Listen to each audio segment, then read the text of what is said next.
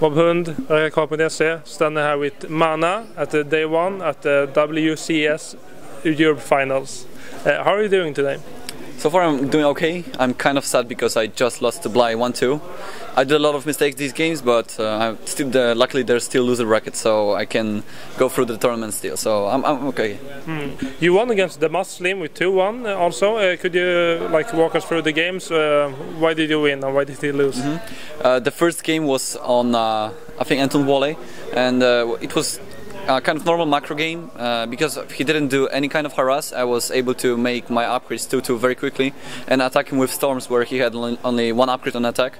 He did a very good spread, but still the upgrades did the damage necessarily, so I was really ahead from the very beginning.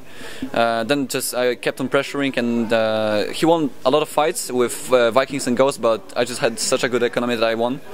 Second game, Taldarim, I tried to 6-gate push because he was trying to hide the CC first, but it didn't work because I knew he's going to do this. The push was completely perfect for the build he did, but I missed micro quite a lot. I never was in this kind of situation because he moved out with all of his army and he surrounded me with STVs. I didn't know what to force field, so I just lost the battle and then I lost the game afterwards. Third game on Hana, he dropped two of his medivacs in front of my army, but I had two Colossus over there and upgrades 1-1. It didn't work at all, then I just pushed and won, so I had won 2-1. Okay. And with the Bly, if you can walk us through the games there also? First game versus Bly was on Daybreak. He did weird, some kind of maybe 3-base or 2-base Hydra with Nidus. Didn't work at all. I sniped the Nidus Swarm, then I just walked with 3 Colossus and pretty much owned him. Second game on Cloud Kingdom, I didn't scout his third base, so I thought something is coming up. I was expecting Baneling Bass, but he made a Roach all-in. I didn't respond in time. I made really wrong positioning of the cannon, so he walked through the wall and just went behind my Nexus in natural, and then he killed it, so I was really behind. And the third game was on Ohana. I was trying to do all-in with War Prism and I think around 6 or 7 gates, but he sniped my War Prism with the Hydralisk immediately, so I was really behind from the beginning. Then when I was trying to make a third expansion, he sniped the rest of my sentries with Hydralisk, so I was even more behind, and then just every attack he did was making him more ahead, and that's why I lost. There have been a lot of talk about imbalance, and people in the Western world have been saying that Zerg is imbalanced. They're too good, but they're looking at in Korea, the Protoss is dominating hard, like in their qualifiers, 8 Protoss or 6 Protoss and 2 Zerg or something like that. Yeah. What do you think about the balance right now? I think it's pretty much even. It all comes down to the positioning of the army, I think, and the unit composition. There's no something kind of imbalance. I think it's everything looks fine. What do you think that the Koreans are doing that the Western world can't do, because they are so much better? The Protoss Koreans, that is. What do you think that they are doing right now that is so much better than anyone else? I think it's not Protoss who does the best, but the Zerg that screw up the game. Usually they just walk into the vortex or walk into the force field, something like this. They lose half of their army, so that's why they lose.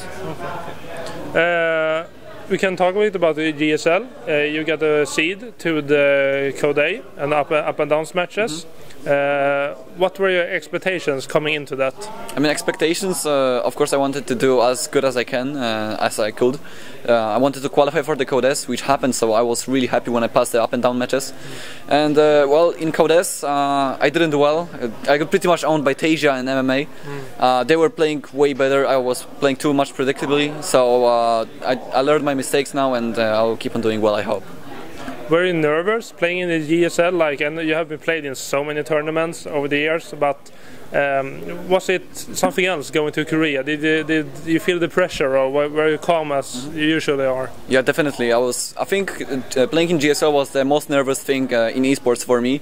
My hands were really shaky, and I think you could see that on Game vs MMA on Abyssal City, where I couldn't blink micro properly. I lost a lot of stalkers. I was really on tilt because of that, and well, it just threw me out of the game. And yeah, nervousness makes me really play worse than I usually did. Do you think now, when you're going to play in Code A again, do you think that the nerves maybe calm down a bit? Yeah, like I have been here before. It's okay now, or do you think that nerves will become a problem again? I will definitely be nervous once again, less than previously for sure, because the opponents are a little bit worse, but still the nerves will be there. So I just hope they will not affect my game. Talking when you were going to move to Korea, TT1 did a joke with Draco, yes. and that you were going to build an actual house. Did you have any part of this joke, or was it mainly TT1? Or yeah, tell us a little bit more about it. Well, it was like TT1 made a topic about it. Then he just sent me a private message at Twitter that I have to keep on trolling, and well, we just found it funny, so we just keep on doing that. But yeah, it was TT1 who invented that. Did you think that people were going to go for it, or was it like too insane according to you? But well, according to me, it was like, why the hell would I build a house in Korea and just involve so many people in that? It didn't make much sense, but still people believed in that. So we kept on making more obvious photos and more obvious things, and they just stopped believing in it. So I'm glad they found it troll. Yeah, it was a very good troll, I must say. I want to talk about, like, you have been so many second and third places, like a ESWC against Stefano you lost, and you have been like in other DreamHack tournaments. I think the first one you got second against Nama, and yeah, that's so many. But finally you won at DreamHack Summer this year. How did it feel to finally win a big tournament? Well, that was a really relieving moment for me. I always wanted to win a big tournament, and it was just the first tournament after I like switched to a pro gaming year. So it made me really happy. Definitely the happiest moment in esports so far. I think that you beat Stefano in that tournament, right? Going into the match, he was like ranked so high according to everyone. Like, I think that people thought that you were gonna get owned, but you won 2-0, right? Yes, I won 2-0. Yeah, like, how happy were you after that game? Well, after that I came to the finals, so I was feeling really great, especially because I was losing to Stefano almost every time we met. So this was finally a time of revenge for me, and I was really happy to win.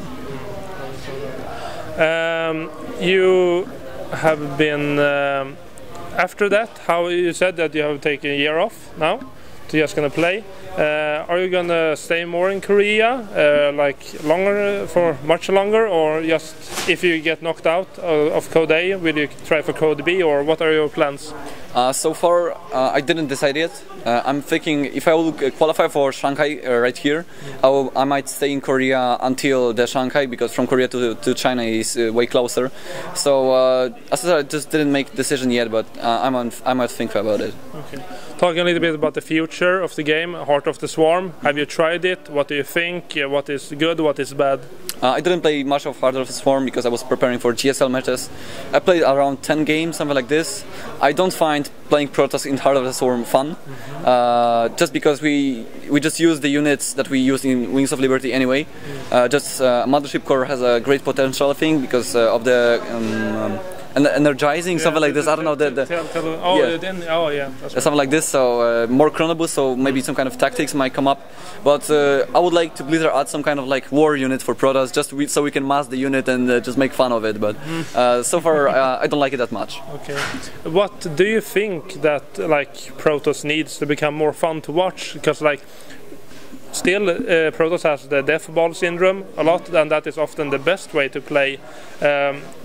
Do you like the death ball, or would you like some unit that makes Protoss have to spread out more, or micro more, or something like that? Well, we already have to micro quite a lot with the force fields and storms and others. I would love to Colossus be removed, actually. I don't like the unit because it's just one A unit you move in. You usually don't even target fire that much. Of course, when you can and you should do that, you do that. But I would love Colossus to be removed, and I would like to exchange it to Reaver maybe. But it might be too strong in StarCraft 2. But something instead of Colossus. Okay. Thank you very much for the interview, and good luck. Do you have anything you want to say to the fans?